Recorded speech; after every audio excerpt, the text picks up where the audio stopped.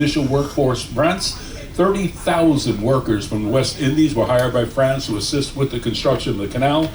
Unfortunately, 1889, with the struggle against impossible odds, the jungle, multiple diseases, financial problems, and the sheer enormity of the task, the French, they were forced to surrender their ambitions. Although by the time the French ended their construction efforts on the canal project, malaria, yellow fever, they accounted for the deaths of 20% of the entire workforce. 25,000 people, 5,000 alone from France at that time. Now, with the French then ending their attempt to construct the canal, in 1894, the United States, they secured the rights from France to take over the construction of the canal for 40 million US dollars. Now, that France's asking price at that time was $109 million. Very interesting. It was okay, but it took another 8 years for what they called the Spooner Bill. And that was passed 8 years later to actually transfer the money from the United States to France. Now, in 1898, you had the end of the Spanish-American War. This resulted in the U.S. gaining Puerto Rico, the Philippines, and annexing of Hawaii. Then Assistant Secretary to the Navy, a gentleman called Theodore Roosevelt, he really realized the need for the U.S. Navy to have easy access between the Atlantic and Pacific Oceans. He then lended his full support very verbally for the canal across Panama. Then, with the support of U.S. then President Theodore Roosevelt, Panama, they declared independence from Colombia November 3rd, 1903. Very interesting at that time, the railroad was stopped in the middle. Colombia could not put troops to come in and defend. So that way here, it was only 3 days later, President Theodore Roosevelt on November 6, 1903, he recognized the new country of Panama, thus assisting them in formally acquiring the rights for the canal zone. When I talk about the canal zone, you have the canal itself. The zone was 5 miles of land on each side of the canal. So that was called the canal zone. And that way here, you're looking at that way, the canal zone fully being controlled in that way. So you have that treaty was signed February 23rd, 1904. November 18th, 1904, the U.S. paid Panama 10 million US dollars in gold for the rights of the canal zone. They also promised to pay a fee to be paid of $250,000 per year. 9 years later, it was starting and be paid for 99 years. After signing the contract to construct the canal, Panama officially accepted the US dollar as its currency. It's now called the Balboa, but it is still on par with the US dollar. Now, the supervision first start of the canal was handed over to a first chief engineer, gentleman John Finley Wallace. Unfortunately, Wallace, when he arrived, we paid $40 million for, no one ever went and took a look at it. It was completely reclaimed by the jungle. All the materials were completely destroyed in non-working condition. And it was very interesting. Wallace, he tried to continue work on the canal, called the Colbert Cut, later named the Galliard Cut from 1913 to 2000. But with the antiquated equipment, him and his men living in no conditions that would ever want to be, the poor conditions, they had no real sewer system, no permanent housing. Many of the workers around him were sick or dying of malaria, yellow fever. Wallace, he quit within 1 year. He later stated that his defection was actually due to his fear for his own health. Then you had Roosevelt replacing Wallace with a gentleman, John F. Stevens, as the chief engineer.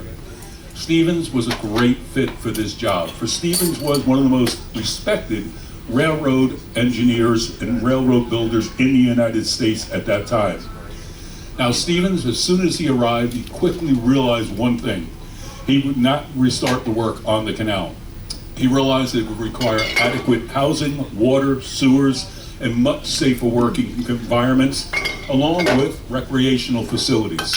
So on August 1st, 1905, Stevens, he ordered all work on the Colbert Cut stopped. In just 1 year, 1,250 homes, hospitals, administration buildings, and recreation centers were constructed. They also rebuilt 1,200 buildings that had belonged to the French, with mosquito netting completely that raised up. When that happens with these recreational and housing, Stevens then recommended that the families of the workers come down and live in the canal zone. Now, it was very interesting. During this period, Stevens hired a gentleman. His name was Colonel William Crawford Gorgas. He was hired as chief sanitary engineer. Gorgas's main job, eradicate yellow fever. Dr. Gorgas had previously worked as chief sanitary engineer in Cuba, and that was in 1901, and he worked under a gentleman called Major Walter Reed. And Walter Reed was aware that mosquitoes that way transmitted yellow fever, and they bred in water. So Gorgas had his really work cut out in front of him. But also what he did is he did a massive cleanup operation, and included the draining of the swamps, spraying of insecticide, screening of every accommodation. But most importantly, what he did is he made wooden platforms, and he raised the workers up, and they worked on wooden platforms instead of working in the mud and the dirt. And that really, really helped the working conditions. Due to his efforts, Dr. Gorgas was able to eradicate yellow fever in just under 1 year.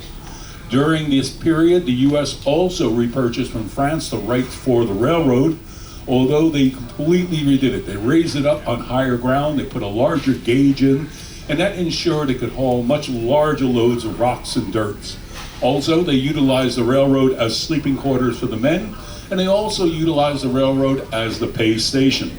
Now, with the deadly threat of mosquitoes eradicated, working conditions now being above the water and the mud, the railroad once again operational, the building of the Panama Canal once again began. In 1906, the work resumes on the construction of the canal.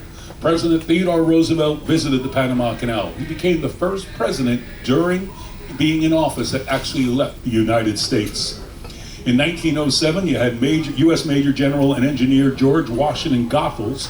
He was appointed as the successor for Stevens. Goethals, he later went on to become the first governor of the Canal Zone. Very interesting, by putting the person of a U.S. Major General, it now put the canal under the command of the U.S. Corps of Engineers. What happens? The workers are now U.S. Corps of Engineer workers. They can't quit. So you have a force that cannot walk off the job. What was very interesting is the Corps of Engineers, they realized that the French, and their beginning in the U.S., were building a canal at sea level. They realized how much time and effort could be saved if they would make a lock system. So that is the drawing up of the area of the locks. Now, very interesting, the drawings that they went and looked at are some very old drawings by an Italian gentleman, Leonardo da Vinci. It was his design of locks that were actually utilized in the area. Soon, you had dynamite leveling mountains, rivers forced to change course, a dam, a hydroelectric power plant, and man-made lake and locks were actually constructed. The total amount of concrete poured was 5 million cubic yards. It rates at 1.5 tons per yard. That equals 7.5 million tons of concrete was poured. Now, when they started the new locks, it was delayed 1 year, and I'll show you photos of that because they couldn't get the concrete correct. Concrete was made to be lasting 100 years. The original concrete that was poured is in perfect condition. The new locks, they're actually chipped and falling apart already. Now, enough earth and rubble were removed. Now remember, this is only the Colbert cut being done. Enough of earth and that was rubble to bury the entire island of Manhattan under 12 feet of debris. Lake Gatun was created to feed the locks. Now the whole lock system operates fresh water only. There's no salt water, it would corrode the system. And that way here, finally, May 10th, you did have 1913, 2 steam shovels, one coming from the Atlantic side, another from the Pacific side. They met in the Colbert Cut. Very interesting. Word of this meeting was sent to the White House. You had then President Woodrow Wilson, and what happens, they had set up a special telegraph, and he had a button in the White House. And when the phone call came in, he pushed that button, it sent an electric charge down through, and the last of the earth was blown apart, and the two oceans actually met. So we had that first time, very interesting. Now, it was officially done at a cost between 352 and 387 million US dollars, August 15th, 1914. Actually under budget and on schedule. Unfortunately, though, you had the loss of 5,609 US lives. Now, a completed canal. This was able to save a vessel traveling around South America about 4,027 miles. A vessel traveling from New York to San Francisco, 7,872 miles saved, and approximately at that time period with the speed about 5 months of travel time. Now the U.S. cargo ship Ancon is actually credited with being the first vessel to pass one ocean to the other. That's August 15th, 1914. But all of the pilots, they give credit to another vessel. And the first vessel they say that actually transited the canal from one ocean to the other was a floating crane, Alexander LaValle. It made the first true complete transit on January 7th, 1914, months earlier. 1919, an armada of 33 ships returning from the First World War, they transited the canal from the Atlantic to the Pacific, thus bringing into fruition the dreams of Theodore Roosevelt. Today, the journey from the entry to exit of the canal lock system takes a ship about 8 hours. It's normally in the canal waters 10 to 12 hours. 1971, the U.S. hydrofoil Pegasus completed a full transit, 2 hours and 41 minutes, the fastest time ever. You have here now container vessels. It used to be by displacement of the water. How much water a ship to place, that's how much your toll was. It's now been changed. Containers, about 99 US dollars per filled TEU. A TEU is 20 equivalent units, the small containers. So the big containers are 2 TEUs. You're looking that way, 99 full, $59 empty per TEU. May 15th, 2019, a new toll record for the new canal set in the new locks was done. You had a 15,313 container vessel called Triton. It had 20 rows of containers, a beam of 51.2 meters or 168 feet, a length of altogether 1,210 feet. It paid a toll of over 1 million US dollars. But you got to realize how much time and fuel cost is saved. Prior to 2008, the QE2 was a record cruise ship toll, and that transited for $97,696.38. Now, the Disney Magic broke that in 2008, and they paid a toll of $313,000, but this was surpassed on April 14, 2010. Norwegian Pearl, they paid a total of $375,600. In 2016, they came up with a new rate of tolls for the cruise ships and passenger vessels. Right now, it is approximately $138 per berth to go through for the old canal, $148 a berth for the area of the new canal, and this doesn't include all of the different fees.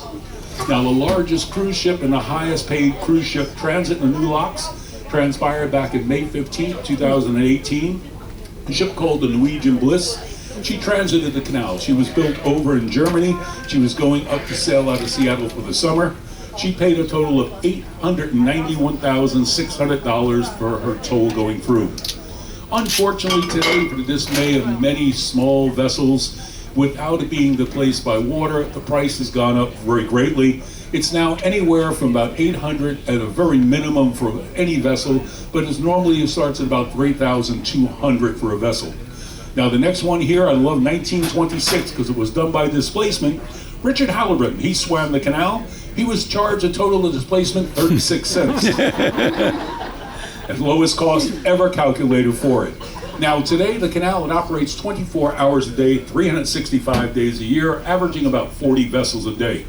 Very interesting, it originally only operated in daylight hours. It wasn't all the way till 1966 that the lights were actually installed in the canal. Now, 4 times since its operation, in 1914, you're looking at the canal closing. 1915 to the beginning of 1916, for several months it was closed. That was due to a landslide in the Calbara Cut. Then for 12 hours in 1974, also due to a landslide Calbara Cut. Then December 20th, 1989, when the U.S. invaded Panama, the canal was closed and reopened the next day, but for the next 6 days it only operated in daylight hours. And the last closure was 2010, if I'm not mistaken, December 8th, and that was due to the dam being much blocked by water. The water was going up and they couldn't drain it, and they were scared of the actual dam at Gatton, so they closed it for a little bit of a period. Now, I'm going to go through here a little bit of the troubles in the canal zone. You're going back 1948, that's the first major troubles in the U.S. with the canal zone. over 10,000 Panamanians, they protested the U.S. military bases, because the bases were on the canal zone, within that 5-mile range. And what happens, the U.S. started building bases outside the canal zone on Panamanian soil. It was so rough that then President Harry Truman, he evacuated all U.S. bases located outside of the canal zone. They were able, though, in 1955 to sign a 15-year lease with the U.S. to allow the U.S. forces back on to Panamanian soil. Then, a major protest in 1964 broke out in the canal zone, and this was due to an attempt of raising of an American flag by U.S. students at the Canal Zone High School. By the end of this protest, 21 Panamanians and 3 U.S. soldiers lost their lives. Now, these led to the first attempts by Panama to renegotiate the status of the Canal Zone, and Panama officially at that time broke ties with the U.S. In 1973, then President Nixon, he renewed negotiations with Panama on the status of the Canal Zone. These continued with then President Ford. 1977, you had the Carter-Torrijos treaties. There were 2 actual treaties. One treaty for the canal sale, one treaty for the canal zone, all the 5 miles. So you had that way, and also there was talk about selling the railroad back to Panama, which did not happen. In 1978, the U.S. Senate voted 68 to 32 to turn the control of the canal to Panama on December 31st, 1999. In 1979, the first of the 2 Panama Canal treaties became law, thus giving Panama back the canal zone, but not the canal at that time. And that was after 75 years of American control. Very interesting on that, as soon as Panama gained all that land, it sold it. On December 20th, 1989, President George H. Bush, he ordered 26,000, some say up to 80,000 troops into Panama, and it was quote unquote to protect the integrity of the Panama Canal Treaty. Bush, he also did order the capture of a Panamanian president and former CIA informant, Manuel Noriega, for drug trafficking and racketeering. This resulted in the loss of life of 314 Panamanian troops, 200 civilians, and 25 U.S. troops. On January 16, 1997, Panama did pass law number 5. This law, it confirmed a 25 to 50-year leases for the U.S. constructed ports in Cristobal, and that is on the Atlantic side, and Balboa on the Pacific side. But the operation of the canal was granted to a Chinese Hong Kong corporation called Hutchison Whampoa, operating under the name of Hutchison Port Holdings. It's headed by one of the wealthiest individuals of China, Lai Ka-shing.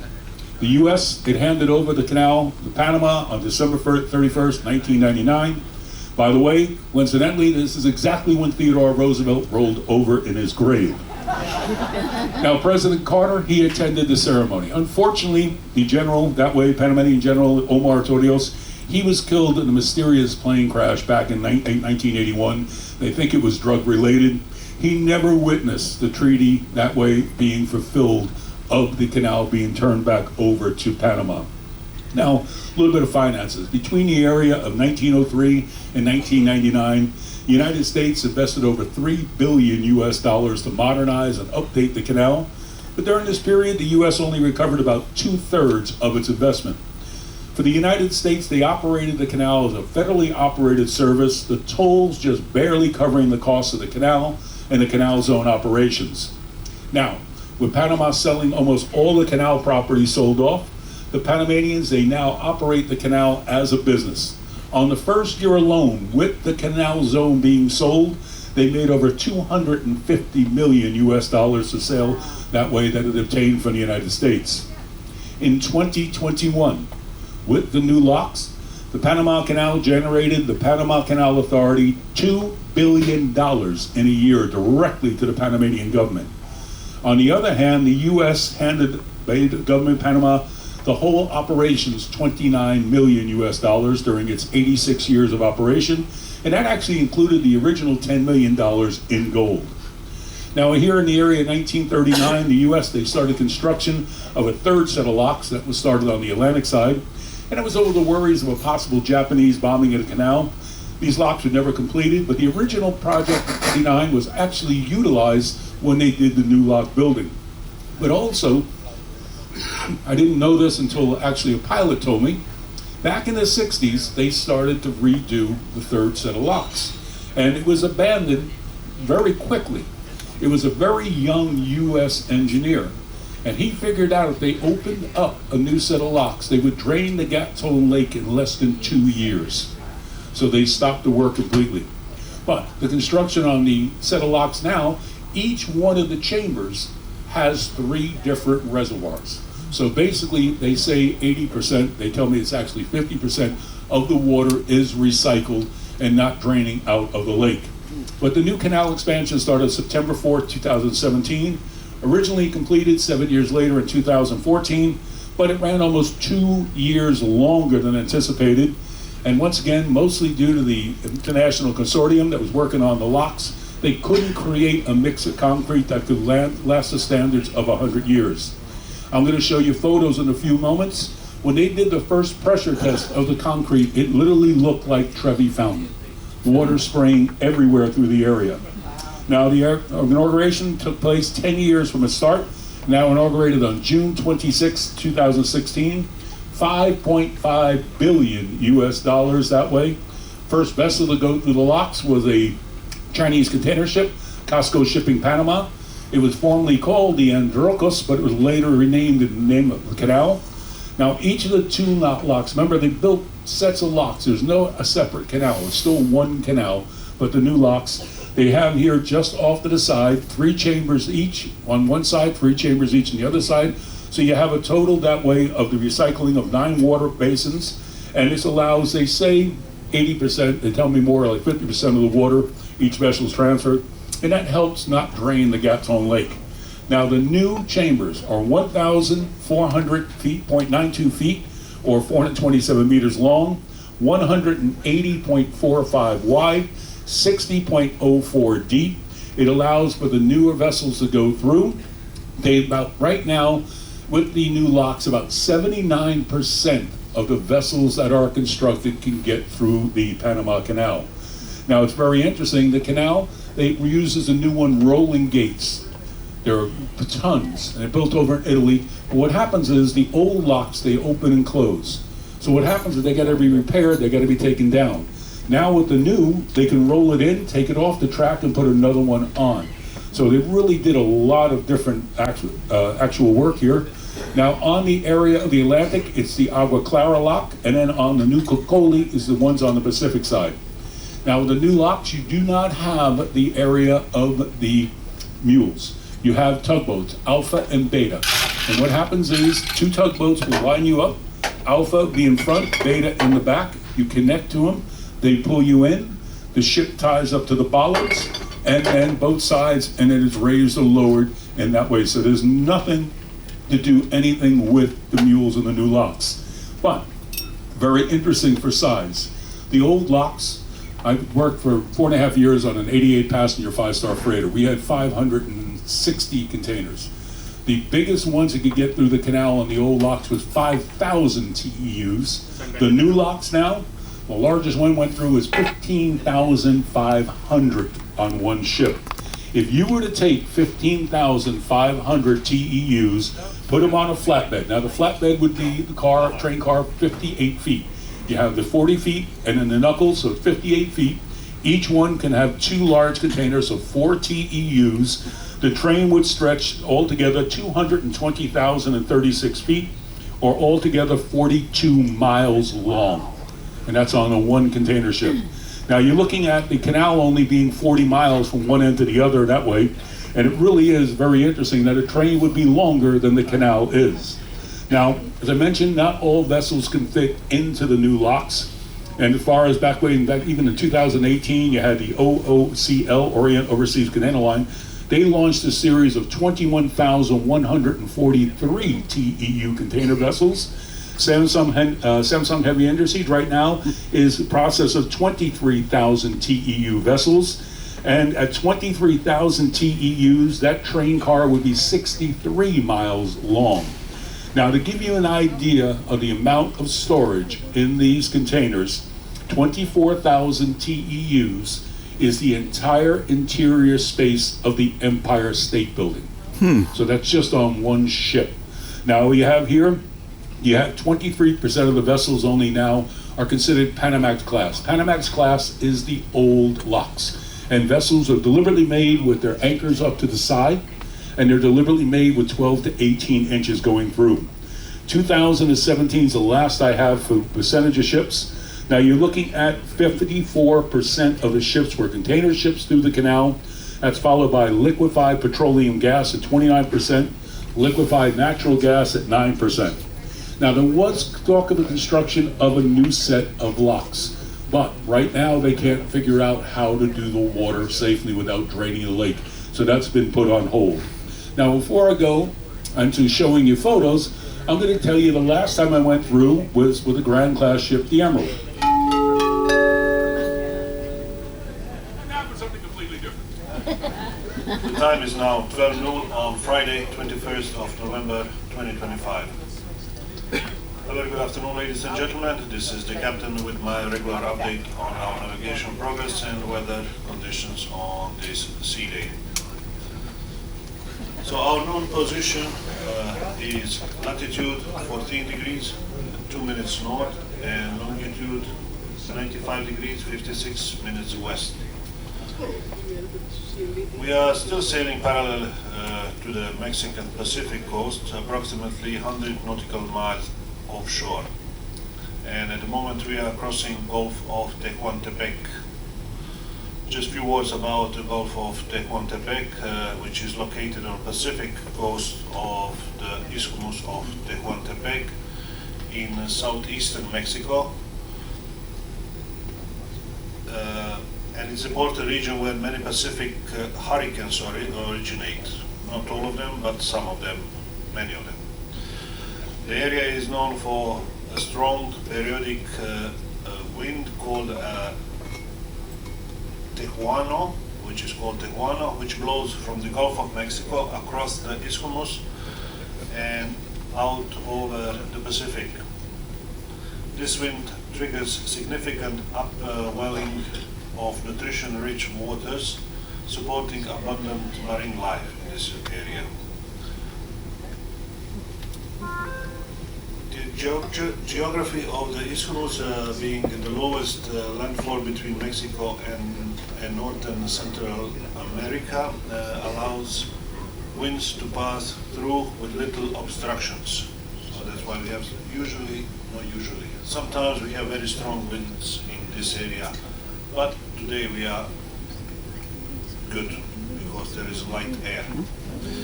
So since departure from Manzanillo, we have already sailed 631 nautical miles and with an average speed of 15.5 knots or 17.8 miles per hour. And the present speed is 17 knots or 19.5 miles per hour. We still have approximately 733 nautical miles before reaching Punta Arenas on 23rd. The current sea depth is around 3,800 meters or just over 12,000 feet, and seawater temperature 27 degrees Celsius or 81 Fahrenheit. Weather currently sunny skies with light airs and slight seas or smooth seas. Air temperature 31 degrees Celsius or 88 Fahrenheit. So weather forecast for tomorrow, similar, sunny skies, northeasterly moderate breeze, 10 to 15 miles per hour or knots, and slight seas. Maximum air temperature 28 degrees Celsius or 82 Fahrenheit. Ladies and gentlemen, I hope that you're enjoying a relaxing day here with us, and thank you very much for your attention. And once again, I wish you all a very good afternoon.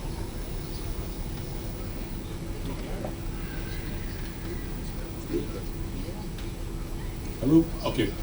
Can anybody here guess last year what it cost to go through with the cruise ship of the Grand Class? $525,000. That's even if you go through just to the Gatun Lake and anchor and come back out, because they charge you because you're using the lock twice. So it's the same price whether you go through the entire or just go halfway and back out. So $525,000. That money has to be in the bank 2 weeks prior to the ship's arrival, or the ship will not be able to go through. So they're very strict on that. Also very interesting, the Atlantic side is much different than the Pacific side in the topography. Reason being, on the Atlantic side, you got about 111 inches of rain per year. You got about 70 on the Pacific side. So it is a little bit different on the sides going through. So without further ado, let's just go going through here. Something rather interesting. You do not go east to west or west to east. You go north to south or south to north. If you look at the cut, it's very interesting. Here's what's saved by going through 7,872 miles from San Francisco to New York. Now here, once again, as I mentioned earlier, you have the Miraflores, Pedro Miguel, you have Gatun. They're all towns that were flooded when they created the Gatun Lake. So to honor the towns that they flooded, they named the locks after them. So here we're coming in. This is what they call the breakwater. You're officially entering the canal zone waters. Now here, that is on the port side coming in from the Atlantic. So you can see that we're heading south because the sun is rising up on our port side. Now this is really interesting. Many of these ships are not waiting to go through the canal. They're waiting for orders. What happens here in the Panama Canal and in Gibraltar, many companies, when the ships are waiting for a contract, they'll have them anchored there. So let's say it's here and they get a contract to go to Chile. Well, they'll take the ship through the Panama Canal and go down. Well, if they get a contract in Brazil, they'll just sail down the coast. They get a contract somewhere else, they can move. Now, with Gibraltar, they do the same thing. They'll sit in Gibraltar. If it's China, they go through the Suez Canal. If they get an order to the United States, they sail across the Atlantic. So many of these are in what they call a hold pattern. Now this is the Millennium, also called the Atlantic Bridge, and a new canal. When you see that vessel coming out, that is the old canal. So you have the old canal there, and then the new canal is over to the left. Now it's very, very interesting. You have here coming through the beautiful bridge that was built by the Chinese. Now you're looking at that way, very interesting going through. It was that way, year I'm going to try to go through. I'm trying to remember exactly the year it was, and we're going to do a new one, by the way, in 2020, and that got canceled with COVID, a Chinese company. Now they're thinking of building actually tunnels under. But the Millennium Bridge here, you have here, it's 3,445 feet, and that is the main span, 1,739 feet. It makes it the longest concrete 4-lane stable structure in the world. So here's the ferry station. Before the bridge, you had the ferries. You have the little roads that go on top of the canal, but you have to go all the way to the Centennial Bridge and then the original bridge, Bridge of Americas. So you had these ferries before the Millennium Bridge. That's what it looks like now. You have it being taken back by Mother Nature. Now this here coming in, once again, we're heading that way here towards the area of the old canal. But if you look, you'll see the floating red marker. Just past that, there's a cut. And what that cut is, where the French, when they were building the sea level canal, they were connecting into the Chagres River. And what they were going to do is do the Chagres River and then dredge everything all the way through, right through. What happens is, when the Army Corps of Engineers took over, they did the locks instead. So we get local onlookers. I really would not go and pay heed to them. They're not the friendliest. I don't like to disparage anything, but they can be really ornery. We get them actually through. They actually ride through into the Gatun Lake with the ships. You can see that one lost part of his tail. Now the approach, you have the pilot. That small boat is the pilot. 2 pilots will come on board. Now the larger boats are the line handlers. And they come on and they take the lines and they control everything moving back and forth to the mules. So it's very, very interesting that way.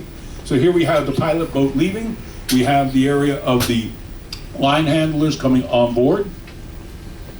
Now the tugboats, this will line you up for the old locks. They'll get you in line for the factors of the mules.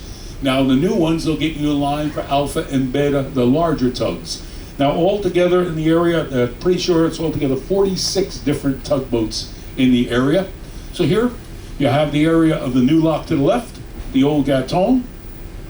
I always remember Ralston Perrine as a kid every time I see that. So here is the railroad. So here, very interesting, when they built the canal, there was a really good radio translation. So what happens? Pilots would see which way the arrow went. and they would know, because what happens, the old ones, there's 2 channels. On the new, there's 1.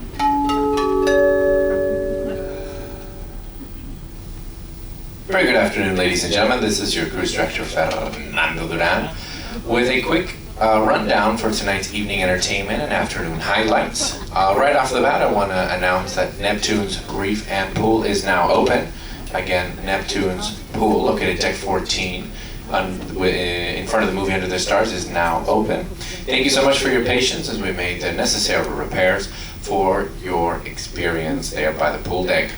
We'll be having some live music and games up there for you, as well as DJ hanging out under the sun as we make our way to Punta Arenas.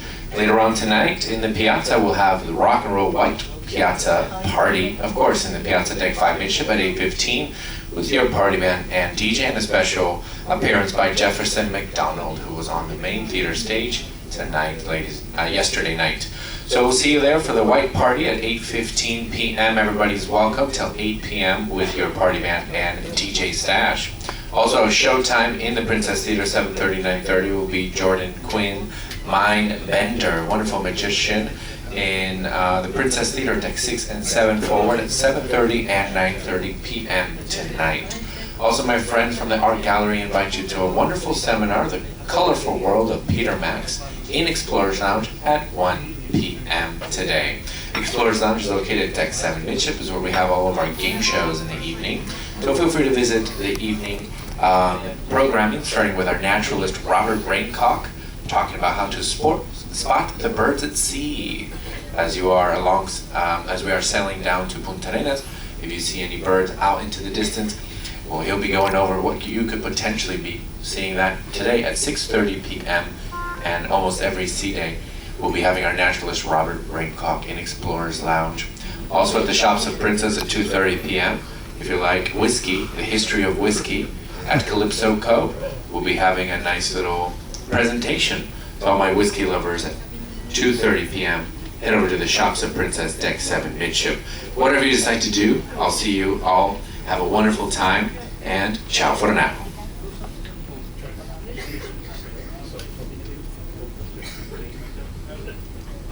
As I mentioned, there's 2 sets of that way coming chambers. So you're going to be coming in, and once again, it's all gravity feed, 84 feet. So the water comes from the top of the Gatun Lake, comes in, and then it goes down and drops the vessel to sea level. But also it comes down and it raises the vessel up to 84 feet. There are no pumps in the Panama Canal. It's all gravity fed. There's a little crane that helps with the area. There's the mules getting in line. Here you have the rolling bumpers. Now what's going to happen is, you see there's no bumpers, any fenders in the canal. It's just the concrete. So what they'll do is they'll get the vessel right on those rolling fenders, and then the mules can line up.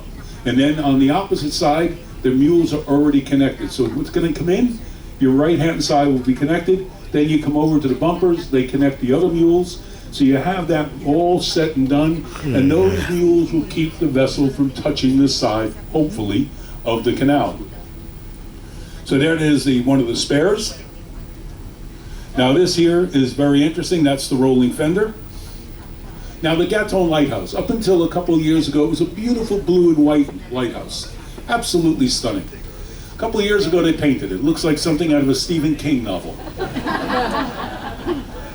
And then here are the 3 chambers. Once again, that vessel there, you see here on the right-hand side, is coming from the Gatun Lake. It's going to drop down 3 different levels. Now there's the roadway I told you about. You can see the vehicles going across.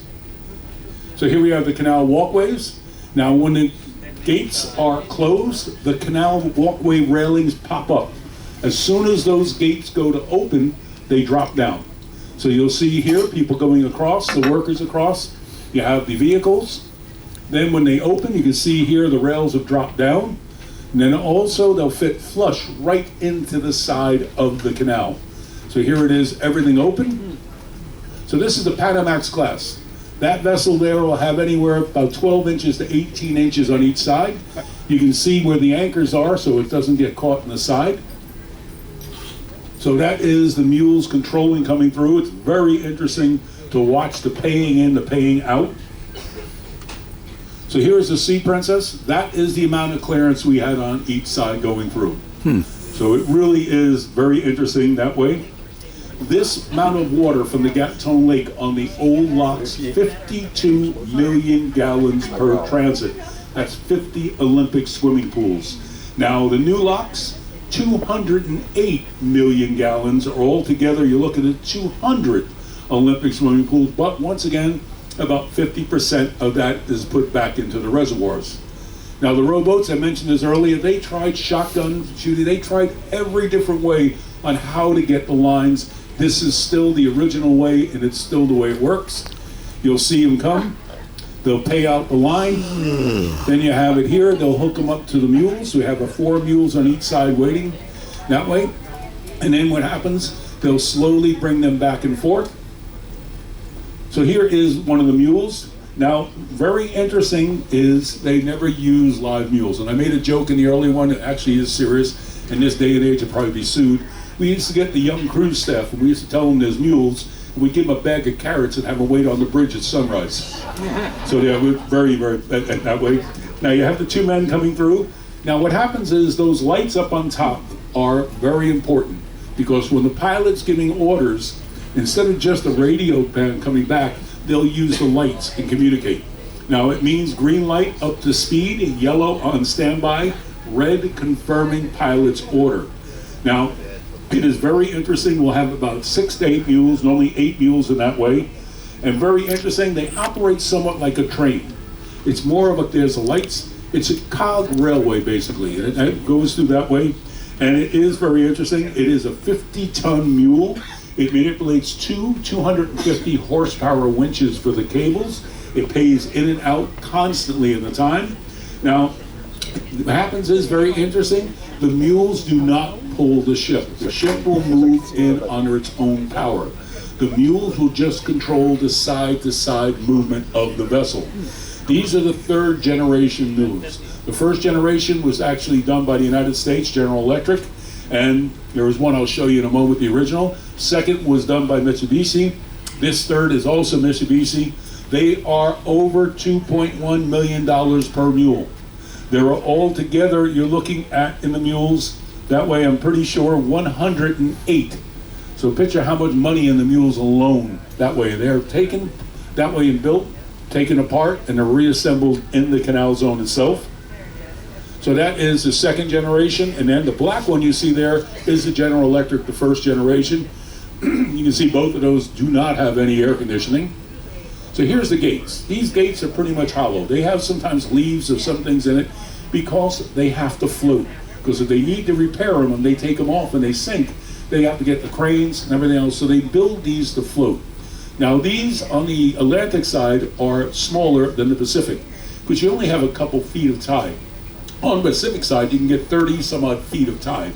So they have to be a stronger construction. So they, once again, fit right in secure. So here it is, leaving the 1st chamber, going to the 2nd. That's one of the gate repair cranes. That is the area controlling. There is a computer model, and the computer model mimics everything that's happening in the canal itself. And if that computer figures anything's not operating, it stops everything at once. So it's a big safety concern there. So you can see 1913. That is the linesman. Now we have the linesman on board, and they have an Olympic every year, who can throw the best line, and they try to get the monkey fist through that hole. Now here, how they fill and empty. That's an 18-foot culvert. Now the 18-foot culvert drains the water out. Now the water comes in through the 18-foot on the top, then it goes into other different pipes that way, and you're looking at it then going to 74-foot holes in the bottom of the canal. So in the lock. So that is the holes. So once again, they're spread out even. The water goes through 16 different pipes, so it raises and lowers the vessel flat. So you don't have movement back and forth. So you can see the movement there. Here we're going in the 2nd chamber. Now if you're looking at the back of the last here, you see there's a double lock gate. The gates are double there for protection. For a vessel where they hit the 1st one, it could drain the lake out. But also, if you look over to where that vessel's coming in, there's a white lock there. That is the 2nd lock, but that is an emergency lock. It has its own power, And what happens is they can get that and wedge it in so it doesn't drain the lake if there was an accident in that way. Next thing I'm going to show you is something that I didn't see until recently, and it absolutely blew my mind. I told you about the concrete, the consortium. They could not build the new one. Well, this is the old. This is done at the turn of the century. Those 4-foot holes, remember, 50 million gallons each transit, over 100 years. There's not a crack, there's not anything in that concrete wrong. And they say, the pilots tell me, that what they did is they had the blend of the concrete, the dry concrete done in New York. But then they brought it in and they took every eggshell from everybody's breakfast and blended it in with the concrete. And they say that's one of the main reasons. Now I'm going to take you to Agua Clara. This is the testing of the new locks. This is what it looked like when they tested. 2 extra years just to get the concrete right, but yet back at the turn of the century they had it. So here we are, coming to the left now to the rolling gate. No swimming. He's coming in the lock with us. Many times we bring him into the lake. So here it is, Alpha and Beta. You have 4, they're double-ton lock gates going through, and they're hollow. Reason being hollow, when they open and close, it doesn't create any wake. So here's the arrow, which I find funny because there's only one chamber, so can't go any other way. So here it is, the roadway up on top also. That is the rolling fenders. They're a little bit different. There's 3 sets. So here it is. That is Alpha getting in order that way. That's the fire suppression system. You have a foam. You also have the fire hoses. Now here it is. You can see the hollow in the middle. Coming in, the roadway closed. Now you have the forward and aft tugs, Alpha and Beta. And they pull us in. Now these are really interesting. The lights, they're on cables, like a flagpole. So when they want to change a bulb, they just go in, unhook it, and the lights slide down the pole. So go through. I'm not going to tell you which captain did that dent when I was on board. Get in trouble. And then here, you a little bit of onlookers. Now the reservoirs, once again, 9 in total, 3 for each of the chambers. These are the bollards. Instead of utilizing the mules, we tie up to those. So here we are, the fenders. In the old canal, there's no fenders. These are the old style. They're replacing these now because they get damaged with the wake of the tugs and different factors. But here, on both the new and the old, there's distance markers. So the pilot and the captain looking down know exactly where they are in the location on the canal itself. So here we are looking at the second chamber. Once again, filling up the same way with the holes in the bottom. So here out come the linesmen. Very interesting. On the port side, they have a nice little house. On the starboard side, they're standing out there, no house. But here they are coming out. You got the lines being thrown from the ship. They'll hook them up. They'll winch it, and they'll winch out 2 lines forward, 2 lines aft on each side. So they'll secure the lines. And remember, we do have now the forward and aft tug. Now, I told you about the concrete. That's some of the early damage. Vessels just touching it.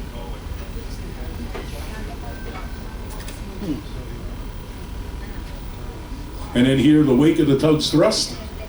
You can see here how they really get banged up. There's all the spares. But this is a new system. They were testing this the last time I went through with the Emerald. These are floating bumpers, so they come up and down floating instead of swinging. Now, we do get local fishermen. They are really, really very nice, very mellow, and they just wait, because what happens, you have the water coming out of the lake. It is loaded with mullet.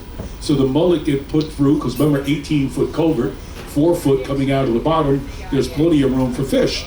So you get the fishermen just waiting there, and you'll have them in each one of the chambers. And there's the mullet. They're just waiting to get stirred up. And then here, the roadway back open. So here we're going into the second chamber.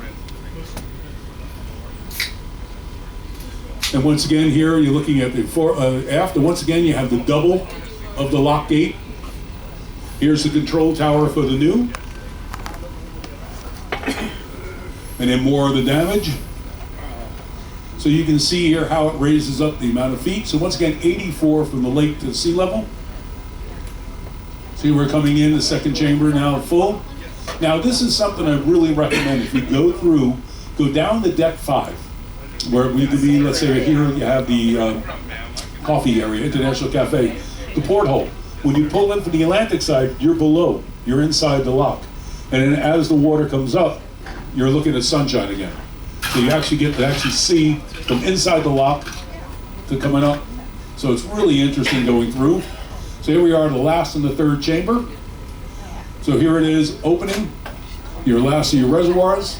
And this is looking back from the area in the Millennium Bridge. It's a beautiful view. There's a hitchhiker who got out and into the lake. Now at Gatton Lake, this is looking at the old locks. Once again, when this was built, you're looking at 1913, it was the largest man-made lake in the world at that time.